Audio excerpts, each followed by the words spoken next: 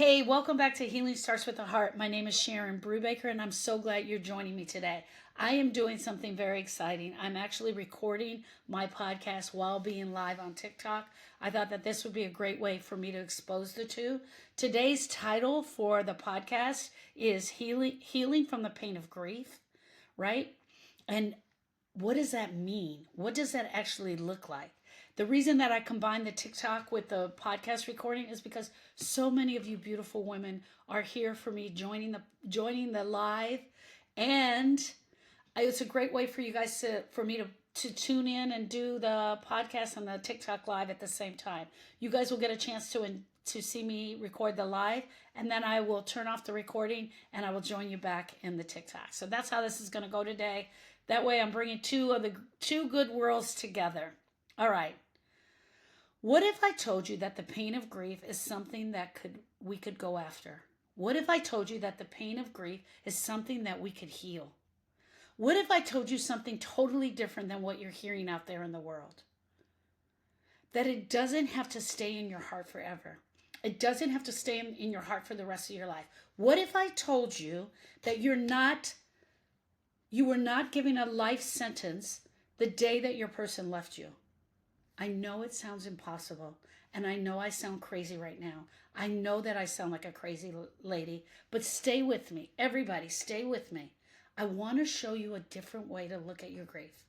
One that leads you towards healing your broken heart, not just surviving. I don't know about you guys on TikTok, and I don't know about you, my friends, on Healing Starts with the Heart, but here's the deal. Most of us, when we come upon our grieving experience, we make this deal with ourselves that we're just going to survive. I just got to survive until it's my turn.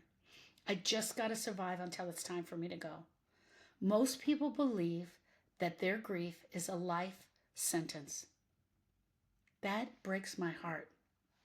That they were meant to carry this pain for the rest of their life. Trust me, I believe you.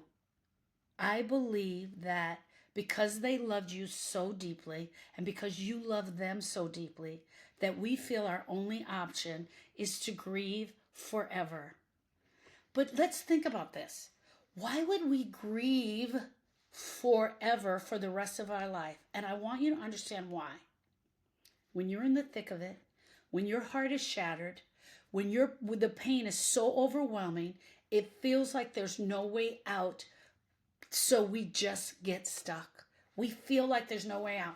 And if you're like any of my grief friends, if you're like any of the grief friends, they turn to the people that are near them, hoping that those grief friends will have answers for them, and those grief friends want them to get over it. When we turn to our grief friends for help and they have nothing, it forces us into a pretending state. But here's the thing.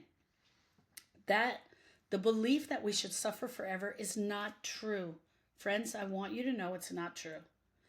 It's why the world has told us about this grief, but it's not what actually happens when we actually go after the brokenness in our heart and we absolutely do the grief work. That is a common belief that is out there in the world, that I'm going to suffer for the rest of my life. Here's the truth about grief healing that I want to share with you. I want you guys to open up to a different idea of grief. I want you to open up to a different way of looking at your grief. Just stick with me for 1 second and let's just look at, maybe this isn't the way it's supposed to be. Maybe the way we've been doing grief all of these years, these hundreds of thousands of years, is wrong. Maybe we've twisted it a little bit to the point that people absolutely believe that they should be like this forever. Grief is not just an emotional experience that happens in our heart. It is the main part of it, is that it happens right here in our heart. But it is a full body experience that's happening in our total body. It affects our heart. Grief affects our mind. It takes over your thoughts. It absolutely takes over your thoughts.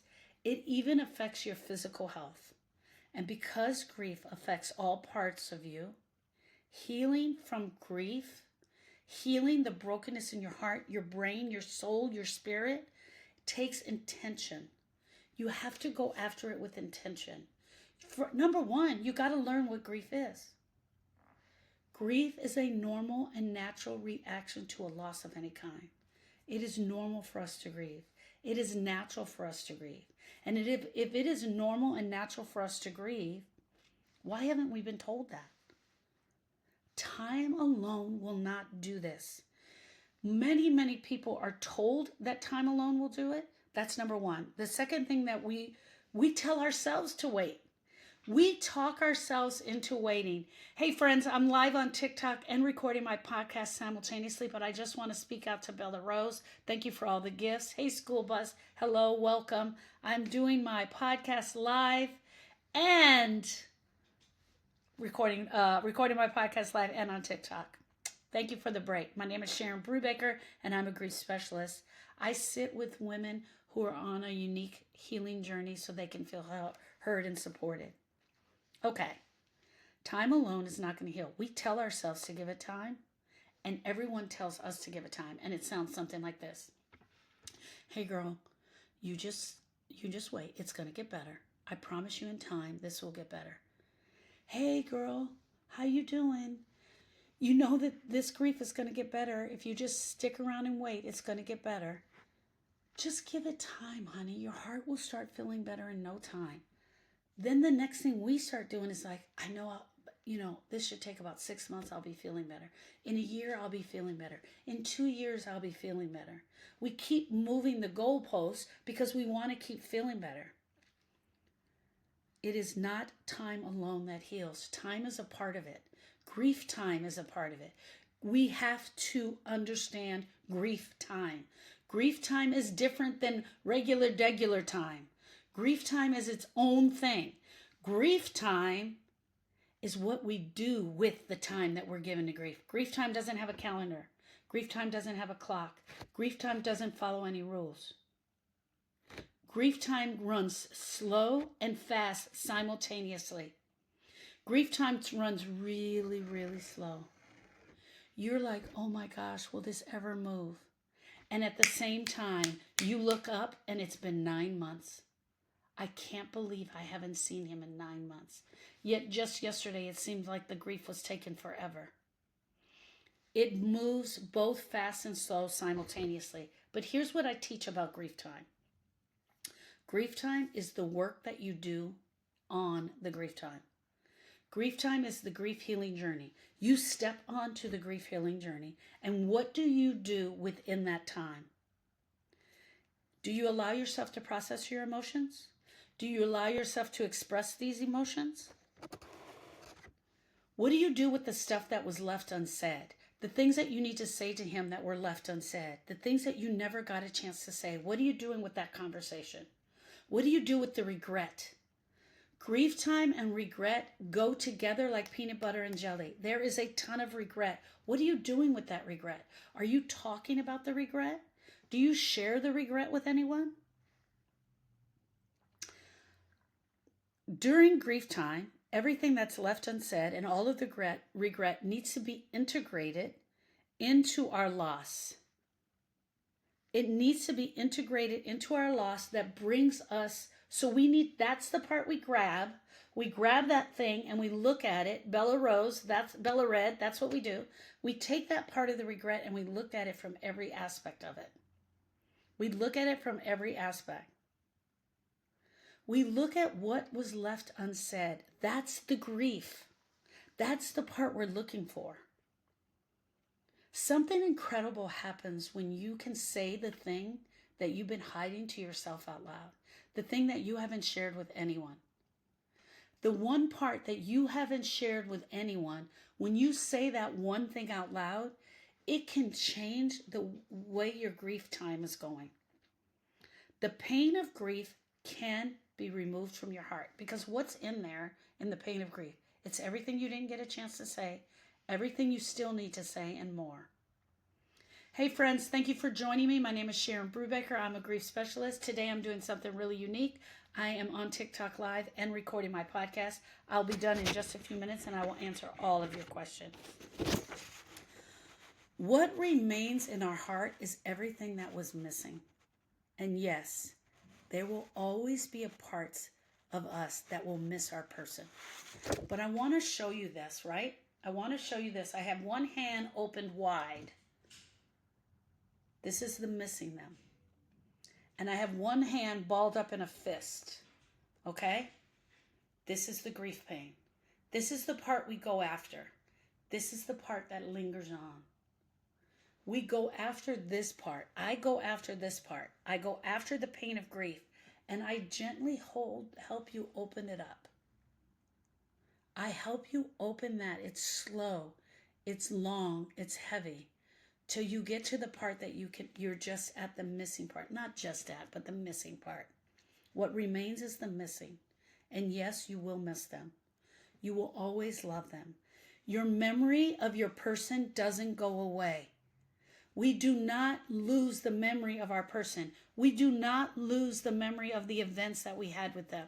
It is one of the fears that I had when Austin died, that I would forget him or that it would look disrespectful. But the pain does not have to stay forever. We were not given a life sentence. Over time, even the missing them will start to shift. It starts to become softer and less overwhelming. Why? Because we go after the emotional attachments in the grief. We go after the emotional attachments and the things that have just gotten stuck there. Okay, segment number 3, I want to talk about what healing actually looks like for you. Let me talk about what it looked like for me. When I went after my grief and I did my work on Austin, the number one, there were three main things that I remember. Number 1, I could look at photos of Austin without falling apart.